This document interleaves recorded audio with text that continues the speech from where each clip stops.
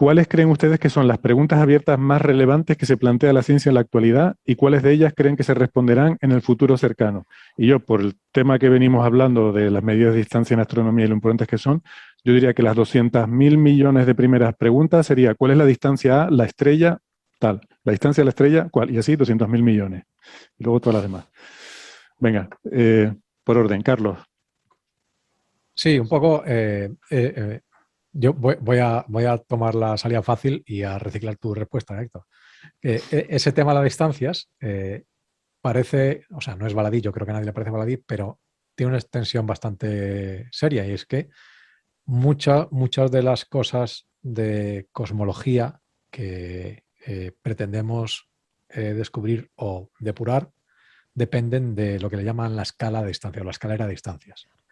Es que tú cuando quieres calcular la distancia al universo cosmológico la haces en función de supernovas, por ejemplo. Entonces tú para calibrar estas supernovas necesitas saber la distancia a un montón de galaxias. Para saber la distancia de este montón de galaxias necesitas saber con mucha precisión la distancia a las nubes de Magallanes. Para saber con mucha precisión la distancia a las nubes de Magallanes necesitas tener muy bien calibradas estrellas variables. Para calibrar muy bien estrellas variables necesitas tener las distancias individuales a estas estrellas con mucha precisión. Entonces, toda esta casa de naipes Al final es Gaia. al final es Gaia, ¿no? No es solo Gaia, pero uno de los cimientos de esta casa sí es Gaia. Entonces, mejorando ese cimiento, extrapolas a muchos campos de la astronomía, cosmología y física fundamental. Pero rapidito, una frase, venga, un problema, una frase. Francis. Muy difícil. Bueno, yo creo que el gran problema en física es la energía oscura. La física del siglo XXI probablemente no resuelva el problema de la energía oscura, pero probablemente sea el problema que más decenas de miles de físicos ocupe durante este siglo. Eva. Yo creo que el problema más gordo todavía ni siquiera lo hemos imaginado. Los problemas que nos imaginamos somos los que seremos capaces de resolver. Energía oscura, materia oscura, astronomía multimensajera de ondas gravitatorias con observaciones en el rango electromagnético. Todo eso lo imaginamos. Eso, venga, podemos elaborar una teoría. Lo gordo va a ser lo que aparezca de manera ortogonal y que nos deje a todos con la boca abierta. Y espero que ocurra algo así pronto. Vale. ¿Sara? No lo sé. O sea, a ver, que yo hago ciencia aplicada. O sea, las preguntas os las hacéis vosotros y yo hago herramientas. Entonces, para mí. O sea, esa es para ti la gran pregunta. ¿Cuál es la gran pregunta, no? Claro. ¿Qué necesitáis que construya? De que construya, esa es buenísima. Gastón.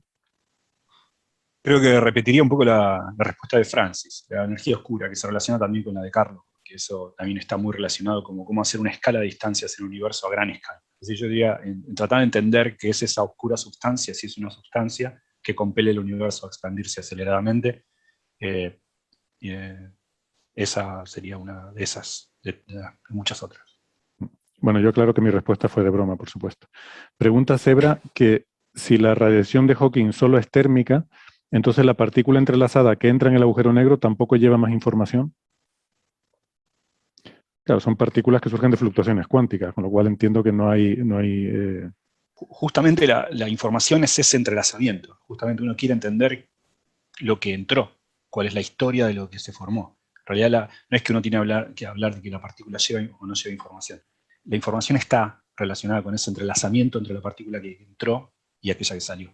La información no es la que llega una partícula a otra, sino justamente esa correlación entre aquella historia pretérita del agujero negro, cómo se formó, su estrella progenitora, su metalicidad, toda su historia, y aquello que uno puede obtener desde afuera con la radiación de Hawking. A ver, Cómo leer esa historia. Entiendo que lo dice porque solemos decir que la radiación Hawking es una radiación térmica y que por eso no lleva información, un proceso estocástico, no lleva información sobre la historia del agujero negro, ¿no? Entonces, como se forma a partir de estos pares de partícula-antipartícula, entiendo que su pregunta es si la que sale no lleva información porque es una radiación térmica, entonces las que entran también, la que entró sí lleva información, es justamente todo lo que le pasó al agujero negro, toda la materia que entró, todas las partículas que cayeron. Sí, bueno, no sé, si quizá Francis tenga algo para... Sí, no sé, yo no entiendo bien la pregunta, porque parece decir que yo tengo dos partículas entrelazadas fuera del agujero negro, cojo una de ellas y la meto dentro del agujero negro, y eso en principio no tiene relación con la radiación de Hawking. El entrelazamiento se mantiene, si las condiciones son ideales, etcétera, todo el tiempo que sea necesario. Pero en la práctica el entrelazamiento siempre se rompe, ¿no? Pero por la que sale, claro, la que sale es la radiación de Hawking, ¿no? Claro, en la radiación de Hawking puede... lo que se plantea en teoría de cuerdas, si la evolución es unitaria del proceso de evaporación del agujero negro, es decir, si todo es completamente cuántico, es que las partículas que abandonan el agujero negro tienen que estar entrelazadas con información que quede dentro del agujero negro, ¿vale? O sea, no es que si imagináramos, entre comillas, la evaporación de Hawking, la radiación de Hawking, como que se forma una pareja de partículas, una entra y otra sale, pues al formarse desde el vacío, ambas partículas se han formado entrelazadas. Están entrelazadas porque tienen un origen común. Son de la misma fluctuación de vacío. Entonces, si una entra dentro del agujero negro, cerca del horizonte, y la otra sale fuera, pues ambas partículas teóricamente se tienen que mantener entrelazadas si la evolución es completamente unitaria, ¿no? Entonces, cuando en un futuro la información que entró en la partícula que se metió dentro salga, porque el agujero negro pierde tamaño y se evapora, pues esa información que sale tiene que estar entrelazada con algún tipo de grado de libertad que quede dentro del agujero negro, ¿no? Pero en principio la pregunta que comenta es que cuando entra una partícula entrelazada, en principio no tiene nada que ver con este proceso de entrelazamiento en el problema de la información en agujeros negros, ¿no, Gastón? Sí, estoy de acuerdo. La visión moderna, puedo decir cuál es la visión moderna de todo esto que está relacionado con lo que dijo Frank. Hoy creemos que la radiación de Hawking no es exactamente térmica. Digamos, un agujero negro se vuelve lo suficientemente viejo. Esto no es en los últimos suspiros de su vida antes de evaporarse, sino cuando haya radiado la mitad de su entropía. Todavía es un objeto macroscópico, pero muy viejo.